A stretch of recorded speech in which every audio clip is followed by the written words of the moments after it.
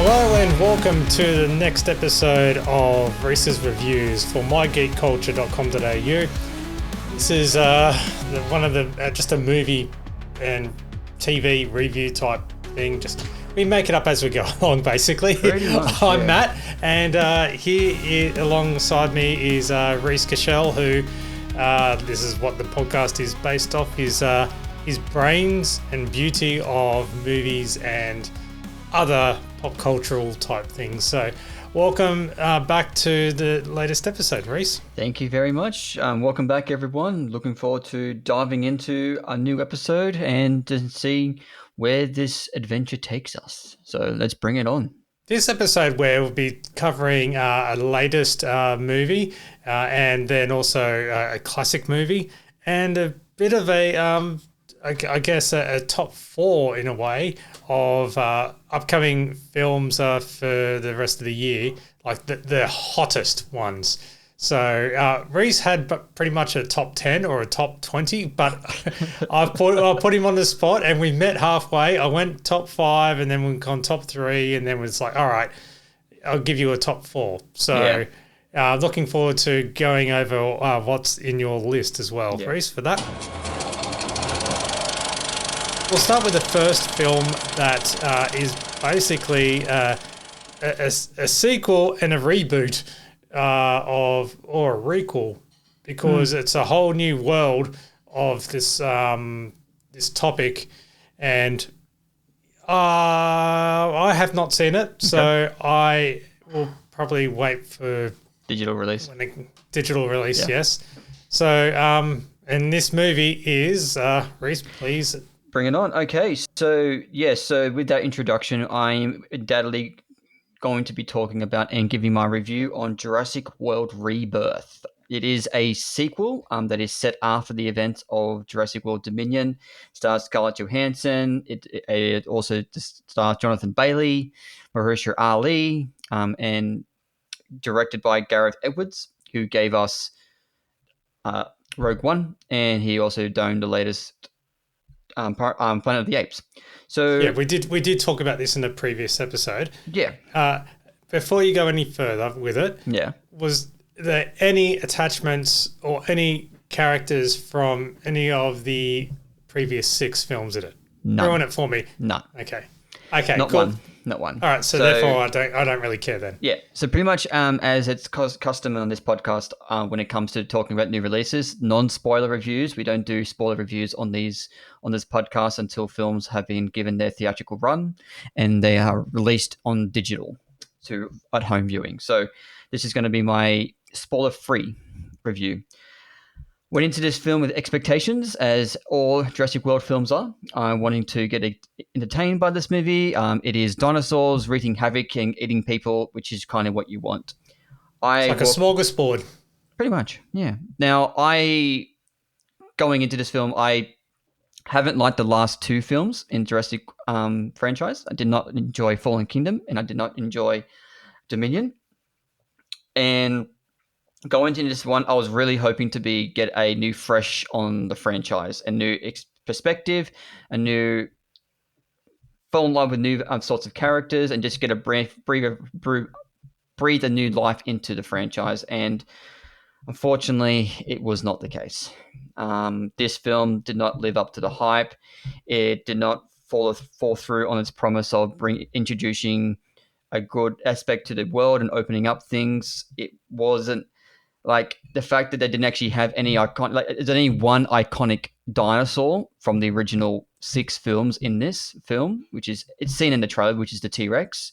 There is no those kind of things. So I went with my wife and some friends on the weekend. My friends that I went with, they enjoy some of the great action set pieces and some of the points of the film at that point. But when it got to the climax of the film and the big reveal at the end, it kind of lost us all. We all had the same kind of opinion about it in certain aspects.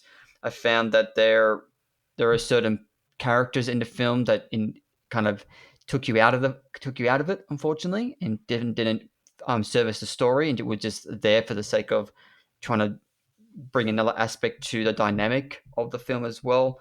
So do they make the whole thing that you mentioned with T Rex, being, the OG, Yeah. the original dinosaur, and they pretty much run out of all the dinosaur breeds for the Jurassic period, because that's when you start going to the Triassic and all the other eras.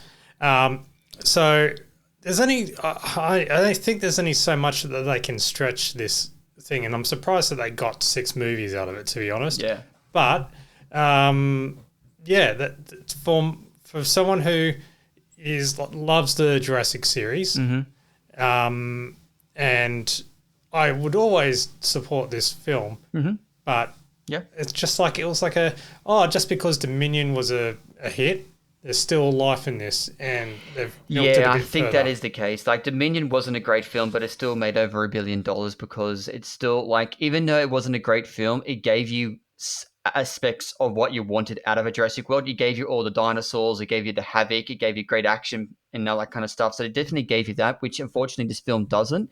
Like, And has also, did they turn T Rex from an antagonist to the protagonist? So as in, yeah, they did that in the yeah. first Jurassic World in a way. In this film, it is shown in the trailers, like they do genetically modified, and that's the old premise of the film, is that they wanted to go to this island and get some DNA samples from some key dinosaurs to help humanity and that kind of stuff. That's the premise of the film, which is shown in the trailer. So I'm not giving anything away in that aspect. So there are genetically enhanced kind of dinosaurs, which is what they're going for. Where you go into this island, which were too dangerous to be taken to the other islands in the other 6 films in a way. So I just found that this film wasn't great, but it was filled with great moments. So there was great action pieces and things like that, but they spent so much time on just characters and just the overworld and overbearing world, the overworld of it all, and it didn't actually give you that much encounters with the dinosaurs to kind of give you that thrill. But when those scenes came up, they were thrilling and engaging. I'm not giving anything away, but there is part in the trailer that you see where Scarlett Johansson is kind of abseiling down a cliff face. That scene is very much thrilling and drama based, and the friends that I saw the film with were actually really engaged with that scene. That was actually a very, like, on the edge of your seat kind of film, where the actually certain shots that take you over the mountainside and take you over. So that scene is very great. I think the standout from the film, being a little bit biased, I am a bit of a Scarlett Johansson fan, with it being a bit of a crush. I thought Jonathan Bailey stood out for me. Like, his character was something that you really got behind and you were able to kind of relate to a lot, and he gave great performances and a great American accent because he's actually English. So I actually found that was actually really, really good. So him and Scarlett Johansson and Mahershala Ali is always fantastic. He's Oscar-winning actor, so he's absolutely incredible. So just watching that, going through that was actually fantastic. But yeah, it's not the worst in the franchise. I still don't think, like, I kind of put it on par with Dominion. Like, the Do, set do you pieces. think do you think it'll be, maybe, I'd say the weakest ones out of the franchise would be actually number 3, See, Jurassic Park I'm 3. actually in the not in I'm in the minority. I actually really enjoy 3. I think it was too cartoonish. I actually quite. But see, my wife and I actually have the same kind of opinion. The fact of number 3 is out of the entire, even though it's still stereotypically kind of a Jurassic Park film, it's not the premise of the film is a rescue mission, which is very different to anything else within the entire. Even the later ones in Jurassic World is very much different towards everything else. I felt like it was too family friendly. So It is in when a way, but there's nothing really. I don't think there's too much wrong with that. You still have that kind of scary thrill with the Spinosaurus Egypticus dinosaur and those kind of things. But I actually thought it was really thrilling and fun kind of film, Jurassic World, Jurassic Park 3. So out of the franchise, actually, I would watch through. I can't actually watch Lost World. Actually, no, I can watch Lost World up until the point where they leave the island, and then I just give okay, up and I yeah. can't watch Jurassic World, Lost World. So I can when I watch the Jurassic franchise, I stick with Jurassic Park 1, Jurassic Park 3, and then Jurassic World, and I So leave when it you at watch that. Jurassic World, as soon as the boat, they discover, like, the uh, the T-Rex has escaped from the boat, you just go, all right, end credits, done. Yeah, pretty much. Yeah, absolutely. So as I said, I kind of put Dominion and Rebirth similar points, but Fair I enough. think if Yeah. I put it down to it, we're now having some few days to contemplate, I would actually rewatch Dominion over Rebirth. Just for the fact of you got the actions set pieces are fantastic. You still have certain dinosaurs that are that you can still remember from the original trilogy. You got the Velociraptors and you got all that kind of stuff, dinosaurs there. Plus, you've got the entire cast from the original and the new cast being together. So, if I had to choose, I would watch Dominion over Rebirth. So, to sum this all up, Jurassic World Rebirth is not one that would be remembered. Unfortunately, it falls a lot short than what was promised.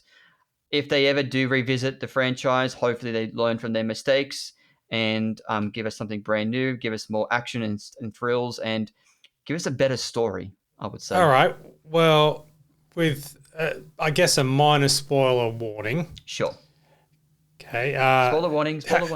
Okay. So, can you please tell me if the way that they've ended that film of Rebirth, if they've left it open for more? Not necessarily, no. It's not. Okay. That's not really a spoiler. Like, I'm not giving anything away, but the way they end it is very stereotypically. So that Jurassic. story has closed off. Yes. No, yeah. Okay. In a way that you could, if you were to revisit the franchise with this cast, there is probably a way you can revisit that plot point. The main plot point can be carried over a little bit into the next film, but it's not like they fail the mission and everything's like at the end of Fallen Kingdom when all the dinosaurs got released. That's not a spoiler, everyone. The movie's been out for quite some time, so don't have a go at me with that.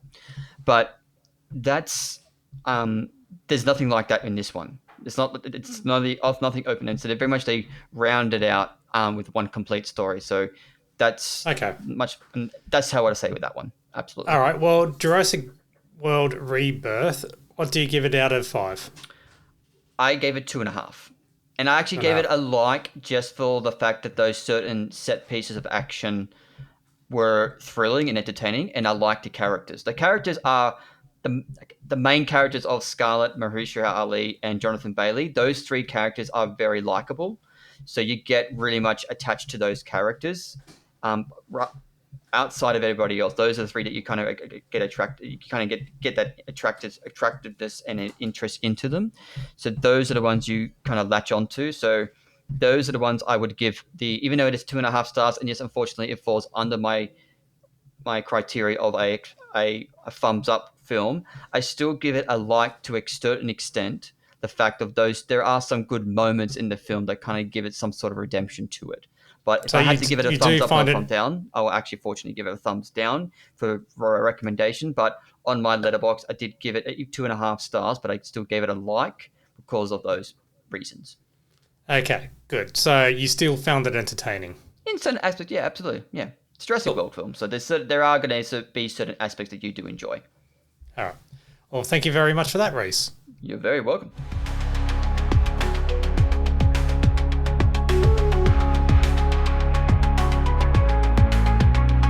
Okay, now for our next segment where we were discussing off air. Reece had a list. Like he's a fan of lists and charts and everything else like that of his own accord. And we were going to go with top 10 of whatever. Then we dropped it down to top 5. Then I went top 3. And then Reece goes, maybe a top 4. It's like, all right, cool. So what is this top 4 all about, Reece? Yeah, so we've done a few lists over these last 2 episodes where we've done my top 10 list of the year for the films that have been released so far, and then we've done some anniversaries. So I just thought, like, we're going into August by the time of this recording, it is coming into August. So we've got the latter part of the year coming out, and some amazing films are going to be released over these next 5 or so months. So I just thought, like, I'll give my top 4 films that I'm most looking forward to between now and the end of the year. As you've noted, and Matt, there are probably at least 15 or so films on my list that I could list off, but I don't want to bore you, and I don't want to bore our amazing audience. You're not going to bore anyone, but you can't predict what could happen in the future with some of these films. Absolutely, So- absolutely. So I just thought All right, I'd so at least give I'll- a 4 as well for that. So my top, these okay. are probably not in any particular order though. All right. Oh, okay. I was going to go You're gonna set 4. this up. Yeah. I was going to go to count, but Yeah, I go just ahead. thought it's not in particular order, but I think at least 2 of them are on a same excitement level that I had than I do with the other 2. Okay, So I would then, say, okay. yeah. So I would say one of them is actually Tron Ares. Before you go any further with this, Yeah. actually, no, I'll let you explain more, but I do have a thought on this already. Okay. So, please continue. So yeah. So Tron Ares, I wasn't a fan. Like I didn't actually grow up with the original Tron. I watched it later on in life, due to a certain amazing person who introduced me to the film, which was actually you, Maddie, and Pete, one of our friends. So introduced me to it. I love the concept because I love that side of the digital world. I was really into it. I enjoyed Legacy for certain aspects. Didn't find the story was very strong and had a lot of plot holes and wasn't really executed very well. But I think the common denominator, everyone walked out of Legacy. That soundtrack by Daft Punk was absolutely phenomenal. So the fact that they're revisiting Tron, I thought was ballsy, but also very intriguing. The fact that they've brought back Jeff Bridges, they're bringing in 9 Inch Nails to do the soundtrack is absolutely incredible. It's going to be very intriguing how they're going to do those kind of things. And they've got the lead singer of 30 Seconds to Mars, what's his name? I keep forgetting his Jared name. Leto. Jared Leto.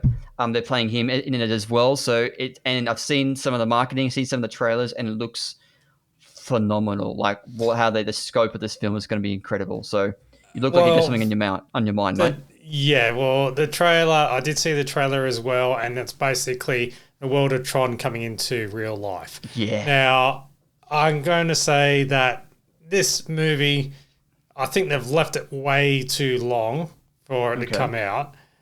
But because Jeff Bridges, as much as you can AI or artificially age him and stuff, But then again, it is the real Flynn who's inside the computer from Legacy. But Jared Leto tends to give the kiss of death to a lot of movies that he's in that are comic book or pop culture based because or superhero type thing. So I don't know. But at the same time, he can only do what he's been given. So he's at the mercy of the director and the editor and all that kind of stuff. So he can only do what he can do. But it's like that he's they've touched on the whole Blade Runner 2049. How they would give birth to like he was playing the antagonist in Blade Runner 2049. Personally, I've never seen it. Oh, okay. Well, it's like that concept in a way, and they just keep rebirthing. But yeah, I will still see it, but I don't expect much because Jared Leto's he's on my boring list. Yeah. Okay. So he's not he's not an actor that excites you to go see. Oh, I think he's a fantastic dramatic actor. He is. Yeah. He, as I said, he just puts the kiss of death on a lot of the pop culture movies or the superhero or the comic book or the game ones or whatever. So Morbius and Suicide Squad and those are the two that just come up straight up. So. Yeah. Well, as I said, I knew Jared Leto. I'm a big fan of his band 30 Seconds to Mars. So I'm actually looking forward to seeing this and seeing how they adapt it and bring it into the real world and just seeing how they can do that just push forward the technology of the grid and bring it into the real world. So they've got the CGI here, so that as in what Tron's a masterpiece, the original, because they had to hand draw all the animation, all the glow, frame by frame. Yeah. But so now they've got the effects to do it. yeah, we'll see. We'll Yeah, see. absolutely. Well, that comes out on the 9th of October. So that's Tron Ares. That's my birthday movie then. I'll be away, unfortunately, Matt. Sorry, mate. So I'll be seeing it somewhere else. Next one I've in two minds about because it's got there's two films that were in the kind of same realm. So there's Mortal Kombat 2 or Predator Badlands, and I just don't know which kind of film kind of top my Yeah. excitement for it. And I Well, just think, Mortal Kombat 2, I did see the trailer for that as well, yeah, and that looks like they've put more humor into it. yeah, they've Yeah, led into it. and so I think Kano, while he, his back won't be broken anymore for holding up the first movie, because they've incorporated a character or putting the spotlight on Johnny Cage, yep, which, his whole character is just ego. yep, And so while Kano, you know what they could have done? I'm thinking that they could have used Josh Lawson as Kano. He would have been great. yeah, they could have, absolutely. But Carl Urban's great. But because of the whole thing, I reckon this one will do pretty well, story wise, because they can rely on the humor of the B grade Hollywood action. Yeah, so The big parody. I enjoyed the first one. I did understand a lot of people's reception to the film not being as great as they wanted it to be. I did understand it. The dialogue wasn't fantastic. The story wasn't that strong. The fact that they called it Mortal Kombat, but it didn't actually have the tournament of Mortal Kombat. And the fact that they based the whole film around an original character when you've got such a mythology of characters you can choose from within the universe of Mortal Kombat, I thought it was a very different decision that I would have made. But it was definitely that decision I thought definitely made the film fall short in some aspects. And I think looking at the trailer on this one, I'm just hoping that they've learnt the lessons from what failed in the first one and made it, and they've corrected them for this one. And it actually looks so. This new film is definitely done its job when it comes to the marketing. It's taken your excitement and your anticipation for the film, and it's knocked it up a few notches. Yeah. So I'm so looking forward to it. And the fact you got Sonata back as Scorpion, you've got a great cast when it comes to the Aussie actress playing Sonya is back. Lawson's back as Kano. Carl Urban can't do any wrong. He's absolutely incredible, and I think it's going to be amazing to see him as Johnny Cage. And yes, this new marketing trailer was all Johnny Cage centric, and I think once we get into the second and third trailers for the marketing, we'll have a bit more understanding of the story and how it's going to evolve around that. So yeah, I was thinking which one is I'm more forward to, Predator Badlands or Mortal Kombat 2, but we want to think about it. Predator 2, I think Mortal Kombat 2 is definitely. Yeah. Also, Predator. Yeah, Mortal Kombat 2 I'm a bit more excited just because I'm a fan of the franchise more so. And like I said, I'm a huge fan of Predator franchise as well. So I am definitely equally excited for Badlands, but I think Mortal Kombat 2 just notches it a little bit higher. Well, I did see, and because is Predator Badlands part of your 4? No. Okay, then I won't talk about it then. Yeah. So next running on from there, that's Mortal Kombat 2, which comes out on the 23rd of October. Next one coming on my list comes out on the 20th of November. And this film, anyone who knows me, I'm a huge fan of the source material of what this movie is about. I absolutely love it. I know there's certain family members who are pretty sick of me talking about it or listening to it and things like that, especially my beautiful wife. And stop talking about the Smurfs, mate. Yeah, I can't help it. I just love Rihanna. It's absolutely. There's no offense on Rihanna. I love Rihanna. She's amazing. But I am talking about Wicked. Wicked for Good. Wicked 2 for those.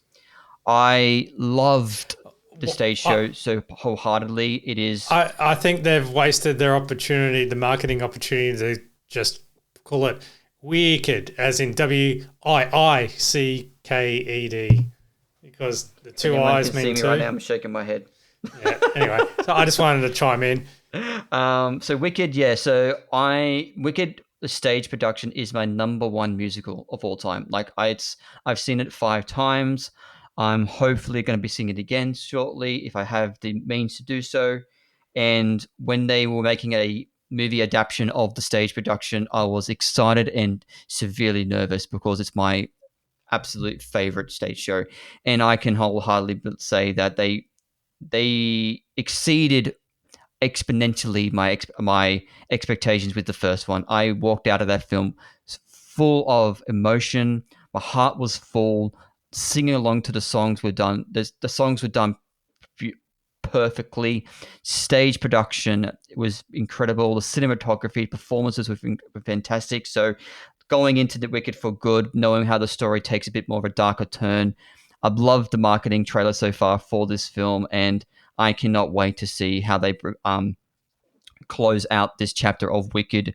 And with the addition to some original songs they're making specifically for the film, I am so looking forward to it and seeing how they just wrap up this amazing cinema achievement that is Wicked. So I could talk about Wicked for quite a while, but I'm not going to bore our audience on that. But everyone, please. I have zero interest in that film. That's okay. You and I can just defy gravity.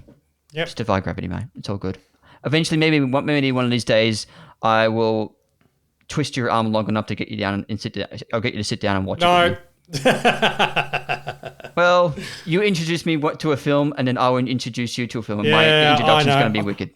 I'll suck it up one day. Cool. Twist your arm. So that's I haven't even seen Titanic in full. Okay. Well, you're not alone. I have a very beautiful sister-in-law who has not seen that as well, and I think I kind of make fun of her sometimes that we're going to sit down and watch it, and she keeps giving me this look. So if you're listening, you know who you are. I love you. But one of these days, I think we will sit down and watch it. But yeah, you're not alone in that aspect, mate. So maybe that's another one I'll get you to sit down and watch one day with me as well. Whatever. It's in my Letterboxd top 4. So yeah, I noticed that. So that is Wicked for Good, which rounds out that into my last one of my list on the 19th of December, and it goes into this whole thing of never doubt JC, never doubt James Cameron, and that is, of course, we're talking about Avatar, Fire and Ash. Oh, okay. I forgot Cannot all about wait that. for this film. Loved the first one and The Way of Water. Fantastic. Before you go further into it, because Avatar and Avatar Way of Water have dominated the box office charts, yes, right? So they're always sitting on 1 and 2. Yep. Do you think that once all 5 Avatar movies are out, all 5 of them will be in the top 5? No, because no, I personally don't. I don't understand the appeal for Avatar. Like, it's a good movie, like it's entertaining, very Fern Gully, but the CGI, like the visuals are fantastic, they're beautiful, but it's nothing iconic, like memorable, because you don't like. How many pop culture expos have we been to, Reece? We've been to too many. All right. Well, I have not seen anyone dressed up as anyone from Avatar. No, you are right. I kind of think the first one has that place in pop culture, in that atmosphere of that one. But I think the second one, yes, I think the franchise, you are right in some aspects. I still thoroughly enjoy them for what they are. I think the story is better in family and those kind of things. It's a good storyline. Like while I'm quite bagging it out, I'm not like it. Everything is not judged or rated on how popular it would be at a pop culture expo. Please, it's not. It's like with people going, "Oh, it's got a Rotten Tomatoes rating," or what. It's like, who made Rotten Tomatoes the official voting system? It's like it comes down to your own opinion.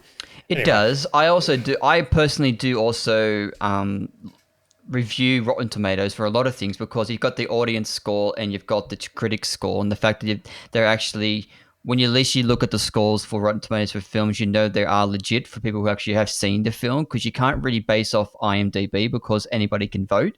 At least with Rotten Tomatoes, the people who have voted on those films have actually seen the film and given their opinion. And I Okay. think that at least with I find with Avatar, I really enjoy them for the fact that there's such a rich open world that he's created that you can just escape into.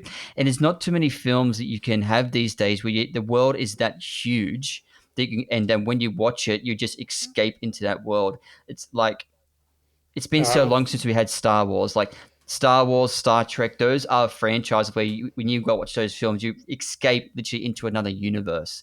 And I think Avatar gives you that escapism because you've got that, and just the technology advancement that James Cameron has done to bring these films completely done on the digital forefront of how he shot everything. I do agree with your question that you asked before that I don't think after all 5 films have been released that they will all sit in the top 5 of the highest grossing films of all time because just to the fact of you've got the first Avatar made what it made, but the second one, Avatar: The Way of Water, yes, it's in the top, but it didn't make as much as the first one. no, but it's still Avatar, the first one, released in 2009, made worldwide yeah. $2.9 billion at the box office. Okay. Now, going to Avatar: The Way of Water, that was released in 2022.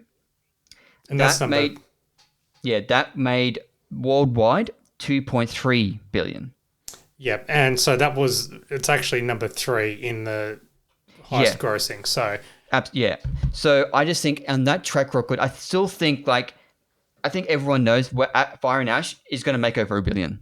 That's a given yeah, because fair everyone enough. the way he's advancing his technology with each one of these films, and the fact that this film is going to take a lot more darker tone, especially how the second one ended, and they're introducing the Fire and Ash tribes and things like that. You got Mordor in Pandora because pretty much Okay. what it is. So I'm actually so looking forward to seeing how he continues his franchise and getting on to how the Sullys are going to be adapting after what happened at the end of the second one, and just how he advances the technology and to bring a new tribe into the world that is Pandora. So how he's going to do it, I'm not too sure. I think we're supposed to be getting a new trailer for it. As from this recording, we should be getting a new trailer within the next few days of the first official trailer for the film. So I'm looking forward to seeing that. And again, this film, just like a lot of films this year, has to be seen on the biggest film of screen possible because of just the scope that it is made. So they took off my list. That is the last one. And that's what's the most anticipation that I've got for this year coming up. So that is Avatar: Fire and Ash being released on the 19th of December. Thank you very much, Reece. We are going to go back in time to a classic review, and that is Reece has decided to go to the black and white era, the silver screen era of films, and that is drumroll. Oh, I don't have the sound effects. Blah, blah, blah, blah, blah, blah. Yeah. As you work, please indulge us. Yeah, so I'm finally going down my trip on memory lane when it comes to very iconic cinema. And this is a film that is severely overdue. This was a film that my late mother absolutely adored, and she watched growing up. And I cannot believe it's taken me this long to watch it for the first time. But the film is released in 1942. It is like Matt said, it's completely in black and white, directed by Michael Curtis, and it stars Humphrey Bogart and Ingrid Bergman, and that is Casablanca. I didn't know what I was walking into this film. Like watching this, like you see clips of this film over the years, you know certain key phrases. He's looking at you, kid, and we'll always have Paris. And I think this is the start of a beautiful friendship. You know those iconic lines you notice from this film, but I actually didn't know what this film was about. I didn't know much about the how it was going to be constructed, anything like that. I walked into this film and then I was floored after I watched it. It was absolutely floored. The fact of they made this at the time and they did was so. amazing. The fact that the subject matter that they made it, the fact that it was released in 1942, right in the middle of the Second World War, and the subject matter of this film is set right in the middle of the Second World War, around people trying to get their way out of Casablanca and make their way to the States to a better life, and make a life for themselves to get away from the war. It was absolutely, it ripped you. There wasn't too many of those scenes, but you can just feel some of the heart behind some of those characters just wanting to get out. And I've definitely felt that emotion behind it. I think this whole film rides on Humphrey Bogart and Ingrid Bergman. Their relationship and their chemistry of Rick and Elsa was just what just captivated me on the screen. Like the fact that the way that they shot it, the way I just was floored, absolutely floored. I love this film, and I can understand why it's still just a test of time. The fact that and now that you know, when you go to Movie World on the Gold Coast, you know what the cafe's all about now. Yeah, I do. Rick's Cafe Americain. So yeah, I absolutely like the fact that this. When I was researching this film before I watched it, and then finding out that it won at the time, it won 3 Oscars for best direction, best picture, and best screenplay. After watching it, completely agree, totally agree. Absolutely beautiful. The film is remarkable from top to bottom. The only thing, like, I don't know, I'm just trying to think. Like, there's some aspects of it that couldn't be evidence of its time. Like the political or the wars and you don't need to explain, but product of its time. I think the only, like I said, the only negative point I made is like some of the pacing of it is a little bit dragging at certain points. But that, again, that is subject to, the film is a 1940s film. So that's the kind of a lot of way those films were made back in the day. So I understood that. And it's that that's just evident of its time, which for a modern audience can be taking aback a bit for that. So I'm trying to put into words and articulate exactly how much I loved it. And I can find this is a film that I could watch every few number of years and still get some enjoyment out of it. It's not something that you could, I think it's not like a movie where I can go, it's like an Avengers movie or something within that fantasy world where you can actually get so much enjoyment because it's so fantastical. But it's one of those films you can just sit back and appreciate the cinema that it provided, and the fact that the stigma that it actually had planted in the history of cinema of its time.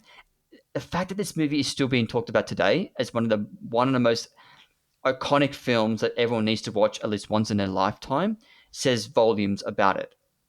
Absolutely incredible. So I could talk about this film for a bit longer, but I don't want to bore your audience or bore yourself. But I loved it. I rated this film 4.5 stars.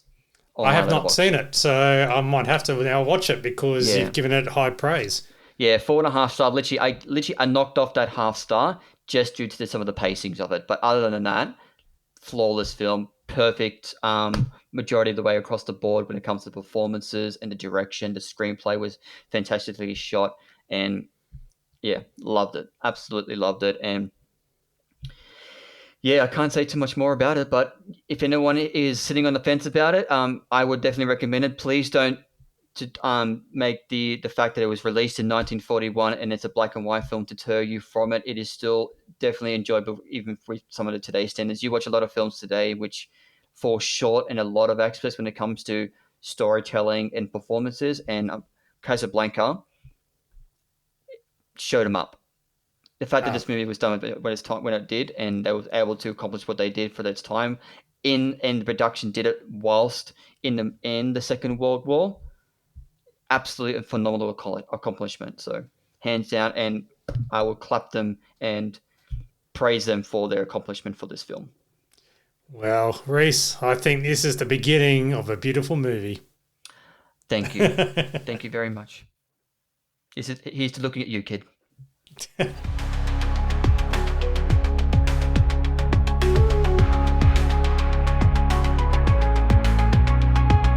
Well, that wraps up this episode of Reece's Reviews. And wow, what a coverage of films that we've got. So all our the 4 films that are potentially going to see. Well, I know you are, Reece. Yep.